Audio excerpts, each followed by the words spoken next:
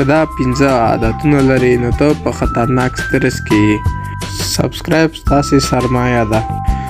ډیر فکر کول، په کوچنۍ خبره لویه ستونزه جوړول.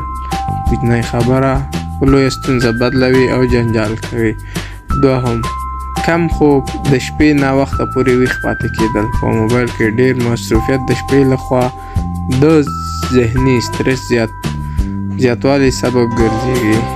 دریم، د موبایل ډیر استعمال، که د ورځې وي یا د شپې وي، ستاسې ذهن خرابوي او مختلف موضوعات ستاسې ذهن کې ځای نیسي.